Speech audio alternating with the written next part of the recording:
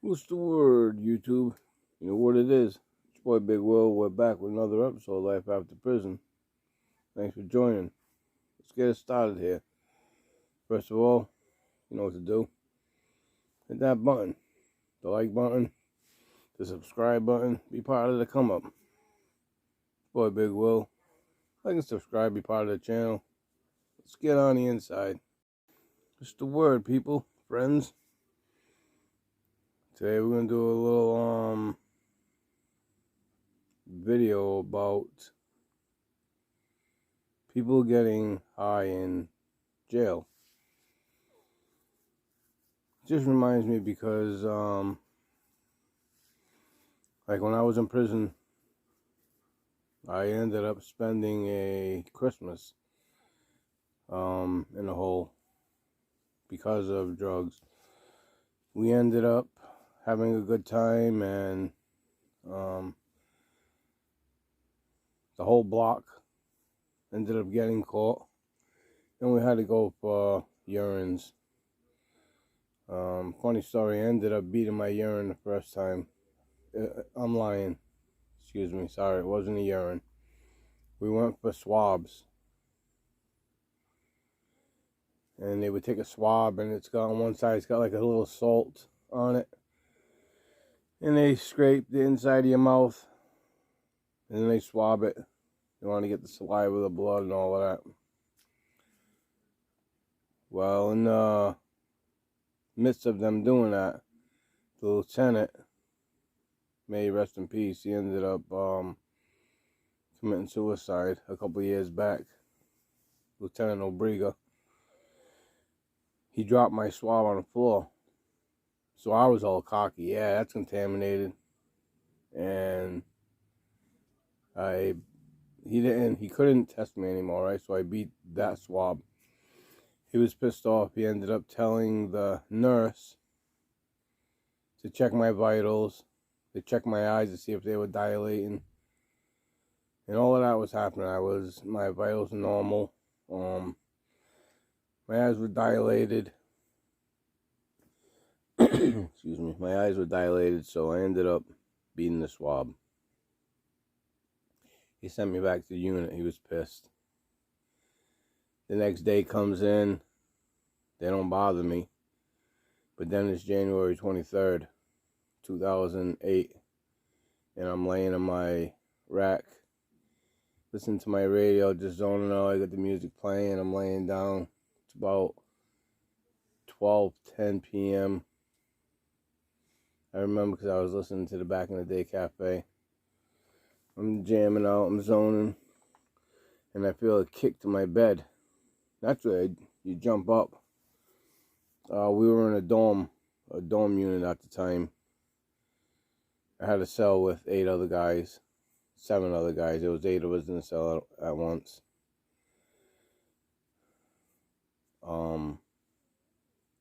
When they kicked my bed, I jumped up. I didn't know what it was. I didn't know if someone was trying to attack me, if it was a friend acting up. Who knows what it was. Well, open up my eyes. I never heard him enter the room, but open up my eyes, I see the move team. They're standing around me. And, you know, one guy's got the shield, next guy's got the camera, and they're telling me, get on the ground. One guy's holding pepper spray at me like he wants to hit me. Get on the ground, get on the ground, get on your knees. And what the hell's going on? I wasn't in a fight or nothing. What's going on? Well, they handcuff me, take me down. They take me back down. This time they take a swab and a urine. They test it right away. It comes back positive. They send me to the hole. That caused problems with another inmate.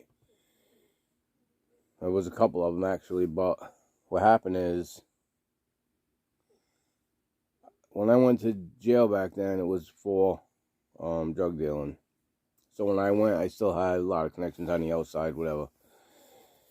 We had a good friend. He ended up sending us a package. You know, I'm not going to go in how we got packages sent in, because they may still do it to this day, and that's not for me to talk about. Ingenious, though. But anyways, Kay goes down, gets the package, he brings it in. I blessed everybody in the block. We were in a Fall River block. It wasn't a Fall River block, but it was a lot of white guys, and we were mostly all from Fall River. I blessed everybody. Everybody gets high. There was a couple guys that worked down in medical. They went down. They got a syringe for certain guys that do shit like that. And, you know, so everybody received. Some guys used a set, some guys didn't. So, we were all on camera. Everybody was having a good time. There was one guy that they found sleeping on the toilet. Another guy was on camera at 3 in the morning, walking up and down the block with a radio playing. But it drew heat to the whole block. So within that couple day span, they watched us all. They watched the day. They watched how we reacted. We would sleep in the morning, get up in the afternoon. Everybody was blitzed out of their brain, right? Like I said, a couple guys get caught. So now when they run, I think there was 9 of us that ended up getting. It was between 2 rooms that we got caught. There was a couple guys from New Bedford that didn't indulge with us, but so they run down 6 of us at once. One of the guys in my room, they didn't bother. Another guy in my room, he was from New Bedford. He ended up beating his urine because his swab because he didn't do anything. And then the rest of us was me and 6 other guys from Fall River. Well, like I said, one guy in my room, he was from New Bedford. They just targeted him because he was in a room. They don't want to make it seem like they were just grabbing all Fall River guys. So he ended up going down. Like I said, he beat his unit though. He beat his swab. Another guy that was from Fall River, he didn't get high, so he beat his. I was the 3rd guy in that room. When I beat my swab, everybody knew that I had gotten high. I mean, they were standing around, they watched me. So they were wondering, what the hell? How did Will beat his swab? Well, he must be telling. He must be a rat. Because we're all down here, and he's back in the unit. Now, when I got back to the unit, the guys in the unit knew that, and the 2 other guys that went down to medical with me to take swabs and stuff, they knew that they seen the lieutenant drop the swab when it was my turn.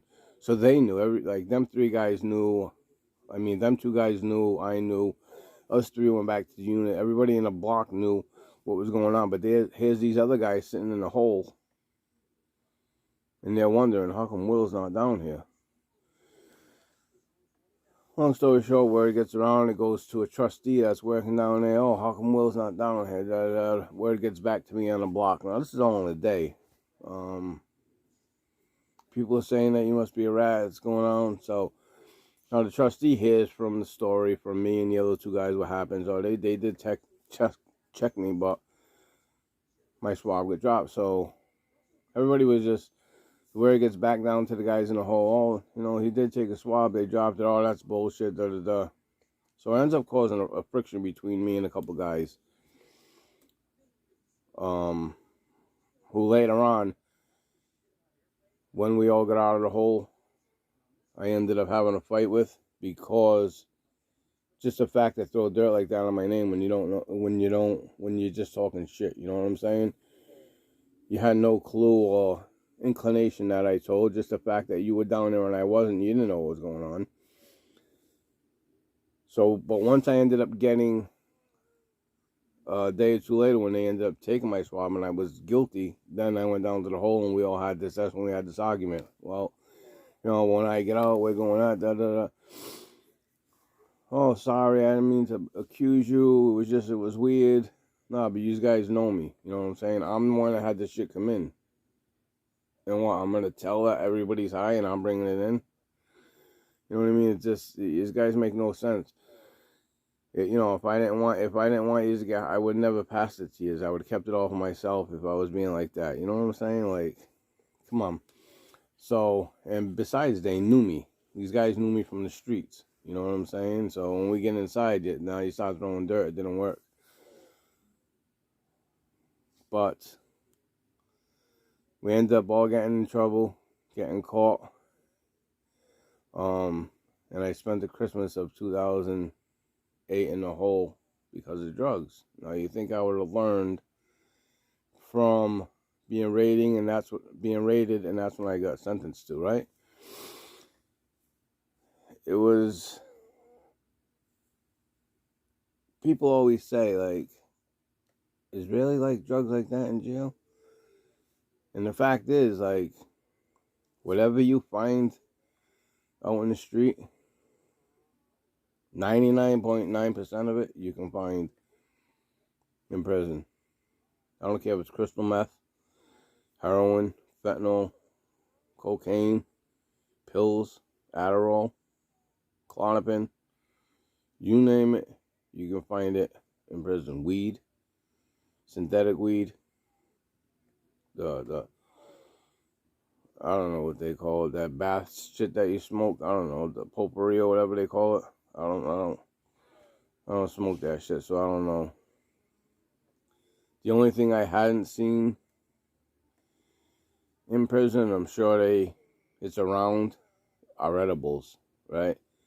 And I'm sure there's some dirty cops that have edibles. I just made a little short clip the other day about another cop being caught, another CO being caught bringing fentanyl and pills and crystal meth into a facility, and he got caught, right?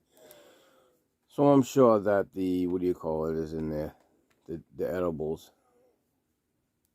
But the things that people will go through in there to get drugs, that's for another video. Part 2 coming up. Hey, what's up? It's your boy Big Will. Like and subscribe. We'll see you on the next one. Life After Prison. Peace. Hit the like for part 2. Peace.